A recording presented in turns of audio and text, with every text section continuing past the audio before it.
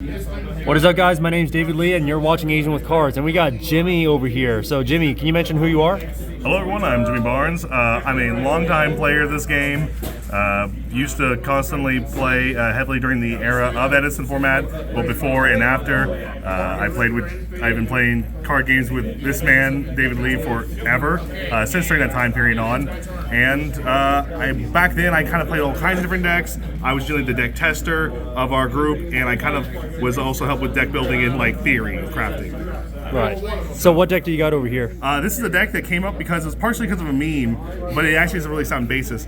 Well, what was the situation that kept happening? So we played me and David played 3 matches, like 7-8 games total, and I was playing the Quick Draw Dandy deck. Yeah. And I very rarely ever saw Junk Warrior or Quick Draw, Junk Synchron or Quick Draw. Never hardly saw them, and when I did, he always had a Royal Opt or something to negate it.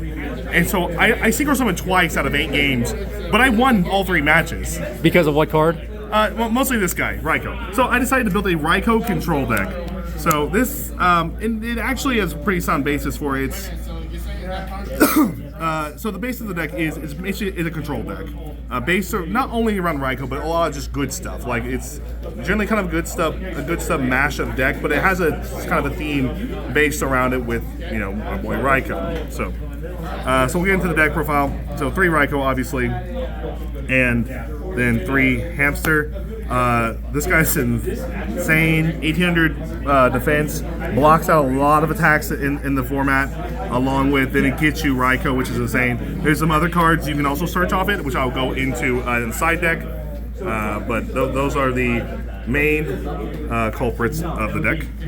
We then have 3 Debris Dragon, because this card is really dumb, especially with his partner, Dandy. Instant Black Rose, which is really strong, but also Ryko. Level 6, going to Iron Chain Dragon, which does come up a lot, actually. Being able to just go into a 2500 beater that can just either cancel out with Stardust or beat over a lot of other lower level synchros, and then melee, and a lot of times that mill does come up. Sometimes it backfires, there's a few times you're playing against a Quick Draw Dandy deck and they hit Dandelion and Necro Fate or Necro Garden and you're like, oh no, well, that just sucked. But most time you're hitting really good cards oh cool, there goes the Kalu, there goes a Whirlwind. Oh good, there goes their Cyber Dragon, so they can't just, do their little machine combos. It generally comes up pretty well. Obviously Black Rose and Ancient Fairy are pretty good cards in this format. I'm assuming Dandy for defense? Dandy's really good for defense, but also being able to just synchro into a Black Rose, nuke field, and put up 2 tokens right after it is just really strong. Dandy's just a stupidly good card. Next up is a series of one-ofs, released for the lower levels. Plague Spreader, Crabons, Psychic Commander. We have Grand Mole, good old Gale, Necrogardna, and Sangan. So, Plague Spreader is because he's really dumb. Level 2 tuner, goes in your synchros. You know the gist. Comes back. You can just bring him back by putting a card from your hand top deck. Just good synergy, good repeatability for synchro climbing. Then Crabons and Psychic Commander are literally just here for E-Telly. They're just here for E-Telly, and they both have actually pretty good effects too. Grand Mole. This card.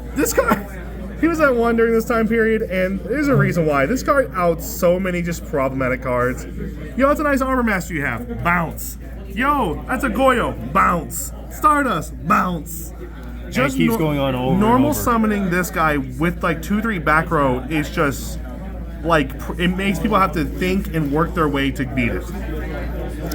Gale, it's Gale. This card just halves everything. It runs over Stardust Dragon.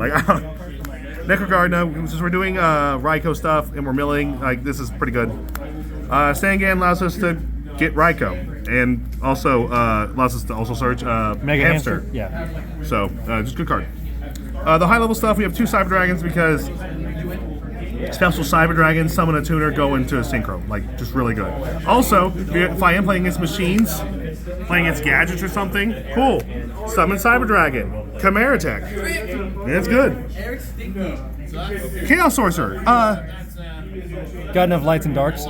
I have between Ryko, Cyber Dragon, and then obviously like there's three darks here, another dark. Like we have a decent amount of light and darks in main deck, and also some in extra as well. There's been a couple of times where he's actually beaten me down because of Chaos Sorcerer, and he just top decks it for no apparent reason. And not even just against you. Like this card has single-handedly been the most impactful main deck monster in my deck. Almost even more so than Ryko, because Ryko's good for longevity's sake and keeping me in the game. Chaos Sorcerer can just win me the game instantly. So is this deck more about attrition? Yes, and the key thing about the deck is mostly to you have to know what to hit when. You can't just be blindly just targeting stuff with Ryko and going through your resources real quickly. You have to know when to really use your resources to the utmost, because if you don't, you'll lose out on your position on board and the pace and control of the game. So this is more about the pilot than it is about having a really good deck.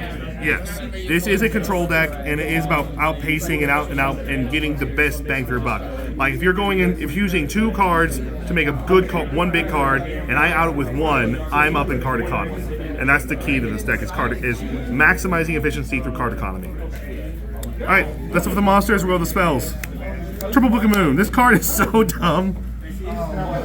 And yes, each rarity is mismatched. I don't care. Triple Book of Moon. Like I think this is one of the best spells in the format. This card is just so dumb. It's underrated. It is really underrated. There's so many decks only play it like as a 1-of, some through 2. I will stop playing this Book of Moon like during main or new Edison format, and like it's kind of weird because both of us like used a lot of Book of Moons back in the day, and I think it's mainly because D Prison it really existed. Well, it was harder to get a hold of because it was specifically a promo from the video game. It was a video game promo, so you the obtainable version, because otherwise it was a prize card. So either way, it wasn't hyper obtainable. You were lucky to get like 1 or 2, let alone a play set for especially your whole team. But as far as like with Book of Moon, you're using it with the Ryko and the Nimble Mega Hamster to like go through it again. That's another thing we can do. So Book of Moon is so flexible. Either because there's a lot of extra deck monsters that their defense is not near as good as their attack, and there's so many cards that can just run over them. That if you just Book of Moon it. Also, Book of Moon also allows you to save your own big monsters from like Bottomless Trap Hole and whatnot, or anything that looks at like an attack value. This allows you to blanket and protect it, because once it's face down, it no longer has an attack value that's readable. Would you also say that you use it to bait Ryko? Yes, that too. The other thing is, Book of Moon can also be used to reset Ryko and Super Nimble Mega Hamster, and just so it's twofold. So not only is it a defensive card, it's also it also synergizes with the deck and how it plays. Love this so card. One of the main key cards. It is one of the more important cards, especially considering it's the only spell that we have that we can play 3 of. MST, it's staple. Heavy Storm, staple. Brain Control, staple. Mind Control, staple. Giant Trune, staple. These are your main staple spells. Like you need to be playing these. Like back row removal. Let me just swing the game in my favor. Can't tell you the amount of games I've stolen just because of these 2 cards. Scapegoat, 1-of. We do a lot of synchro stuff and shenanigans with tokens anyways. Really good. It's semi-reactive. It's really good in this deck because even if I go like set Ryko, and see if I already had Scapegoat set on the field for like a turn, I go set Ryko and they go cool MST, I'm like cool chain. Because Scapegoat only is restricted if you are summoning. If you just set a monster and that's it, you can still activate Scapegoat that same turn. E-Telly. I already explained why earlier. And then your traps? Trap lineup. Double Bottomless. Because it's really good. Bottomless is bottomless. Yeah. And in the weird situations where if someone does return from a different dimension, all big monsters, this is the funniest thing to flip on them, because you're like, summon 5 big monsters, bottomless. They're all send them all back. It's the funniest thing. Royal Off. This card is the bane of the format. If it wasn't so busted and so necessary, like not necessary for decks like this, I wouldn't play this, because this card is so awful. It's the worst card in the whole format, as in like the most degenerate card in the whole format. This card is so dumb. What was the term that you used to say? It's like it's a gate something. It is a floodgate. It is a floodgate. It prevents. It makes it where the game's just not fun. But this deck definitely has to play it because, well, you need to slow down the game. We have to slow down the game to be able to control it at our pace. Trenchel, Trap Dust Shoot, Mirror Force, Staples, Starlight Road. We're playing one of them. It's a good card because we only play one Stardust because our extra deck's a little bit tight because we need flexibility. I play the one of Solemn Judgment because in this deck, my life points don't matter. My card economy matters. And if you're going for like a Heavy Storm, Mirror Force, anything, a Trenchel, anything that's doing it more, that's netting you more advantage off of me. Like if you're playing a big spell, trap, or monster effect that's going to take card economy from me, I'm going to pay half my life points all day, every day. We're going to pay half, and they stop that from happening. So that way you have more advantage on your side of the field. Or yes, it is paramount that you keep the card economy in your favor in this deck. This is one of the reasons why in decks versus decks like Black Wings, this deck has a strong matchup because stuff like Book of Moon puts that Shura face down so Whirlwind can't see its stat value. Being able to, whenever you're, swing into your dude, Ryko, I'm forcing that Icarus attack right now and getting an even trade. Like, the deck is able to keep up that. The deck's one issue I've seen is decks like Gadgets, where are constantly recruiting, getting value back. The deck does struggle a little bit because it has more attrition. Yes, but we don't have too many. We don't really have any gadget players in our locals, so I don't really have to worry about them. But if I were, I would just try to find good side deck cards to counteract them. So you want to show off extra deck first? Yeah, I'll show off extra deck.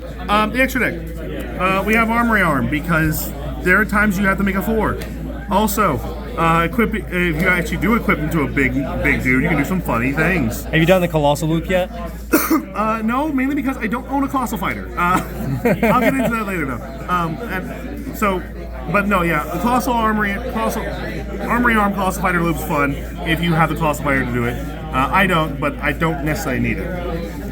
Now the 5s. Magical Android, Allied to Catastor. Generic, and he has decent stats. Also, that life gain does matter a little bit, especially if you are have a existing Kraybon's Psychic Commander or a Thought Ruler Archfiend, like any good Psychic, just one of the generic good Psychic monsters. Along with it, gaining a little life is helpful, especially in later states of the game. Catastor, it's Catastor. This card's stupid. It just wins every battle, unless it's a dark monster.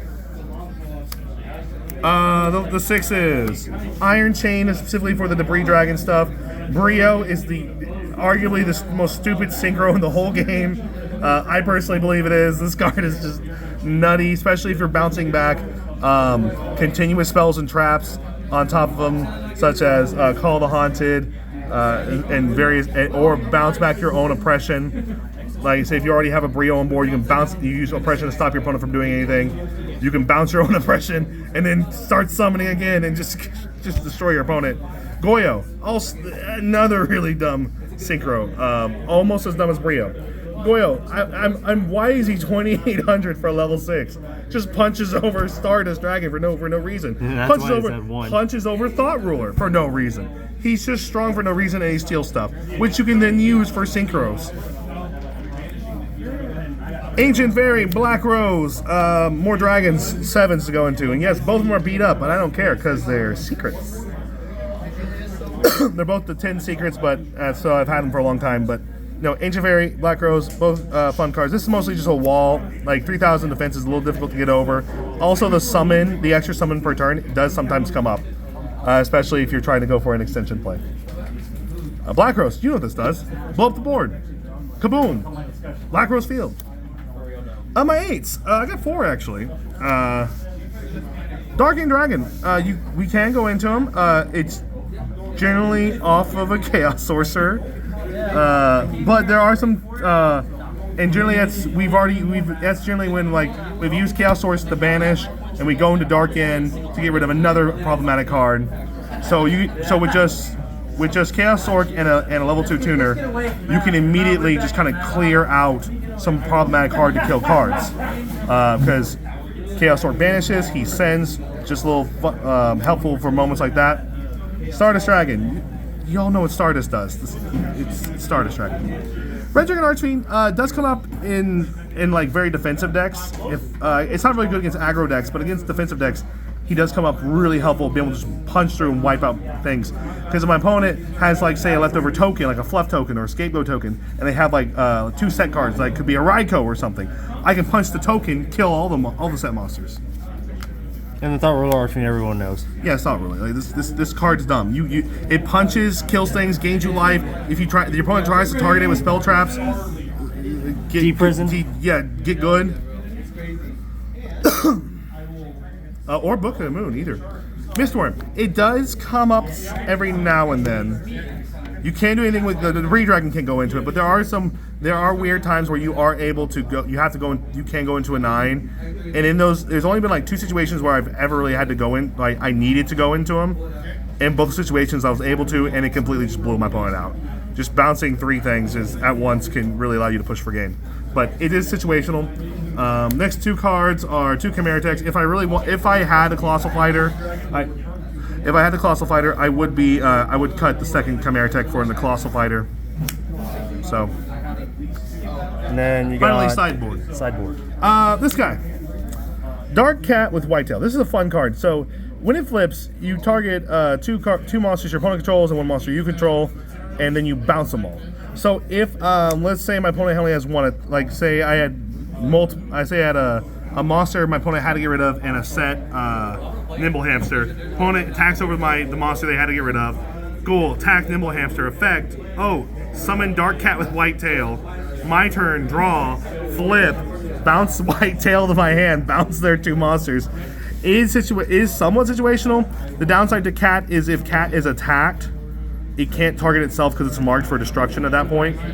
So it cannot target itself if it is attacked, and it's the only monster you have on the field. So that's why you took it out of your main originally? Well, that and also it also I was playing against a ton of Blackwing players all the time, so it's not really that good against that in most situations. But against other more less explosive decks, it is a lot more effective.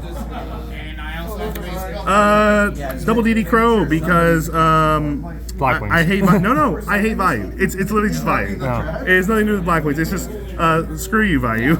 Okay. Triple Sirocco. This is for Blackwings actually. This is just for Blackwings. A lot of Blackwing hate. Being able, if my opponent into the board is unable to kill me, like because I have a Necro Garden and a few back row to stun them off a bit, but I can't. I don't have like a Mirror Force or Torrential to blow them out. Normal, and they have a few Blackwings on board. I normal summon Sirocco, gain all their attack, punch. I've done it twice, and it's been funny both times. Also, if we ever open it with Gale, it's funny. It's even funnier. I get to go normal, special Gale. Phoenix Wind Blast. This is probably the card I cited most in generically. This card is just solid removal. Putting a card at the top of deck is so much more effective than people realize, because not only am I getting rid of a problematic monster, I am also setting you back a turn if it's not an extra deck monster. But yeah, so not only am I lowering you in card economy, yes, I'm losing a card in my hand, but I'm literally taking away one of your draw phases effectively. I'm making you redraw a card you already had to use. Fair enough. Yeah. Non-fusion area. Pretty unique. Haven't seen this in Edison. It's mostly in case your meta is playing a lot of like Hero or any other kind of weird fusion deck. It prevents you from fusing summoning period, so it does lock out generically just you fusing. It also stops from Chimera Tech stuff, or if someone is playing Cyber Dragons for some odd reason, But no, it's mostly like because Absolute Zero is a house. Mm-hmm. Absolute Zero is a house, and I can't afford to lose that much card economy. I can't. Like, if I play against heroes, this card's coming in every time because I don't never want to see you summon Absolute Zero. Fair enough. Pulling the rug. The other deck that this deck kind of struggles against is Treeborn Monarchs. Frognarchs is another deck that is hard on this deck once again because it's constantly getting advantage. It's constantly getting value. It's putting that Treeborn on board every turn. The tribute fodder's negligible. It doesn't exist because you're tributing something that's always coming back. So being able to pulling the rug and just get rid of your tribute summons and stop their effects from even doing anything can really help even out that card economy. Finally, the 2 cards that are kind of iffy. They're here for now, which is Fiendish Chain. Fiendish Chain is here just because it does have some weird niche uses in dealing with, like, say someone's trying to use like a big blowout like Brio, or just any type of good extra deck monster that isn't named Thought Ruler Archfiend. But even just stopping a Goyle from punching over something's really can be really impactful. And the fact that you can bounce it back with your own Brio and reuse it can also be very helpful. But mostly, so it has some niche uses. It also can stop some of the like important things, like someone going Stratos Search. And if I go cool Fiendish Chain, now you don't get your search. Oh no! Well, I needed that search. But it does have some pretty good utility. However, if I had the option, instead of playing this, I would play a card called Guard Dog. Guard Dog's a level 2 Earth Beast monster that can be summoned by Mega Hamster.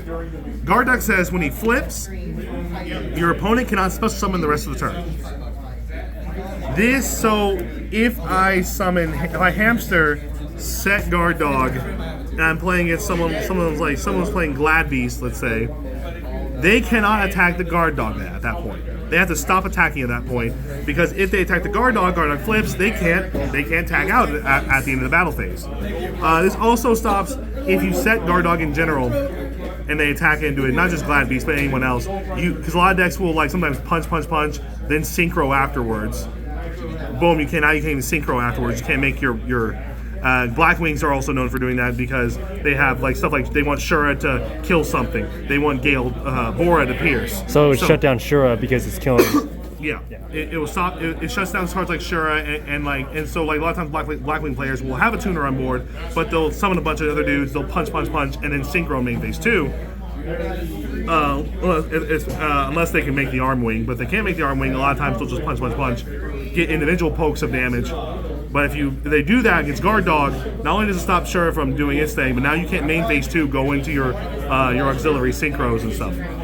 Cool. So I would recommend, definitely, if I had them, I would play them over Fiendish Chains, because Guard Dog is just a really solid card. But no, that's the deck. That is Ryko Control. Started off as a meme. I think I've lost 2 out of 20 matches against Blackwings.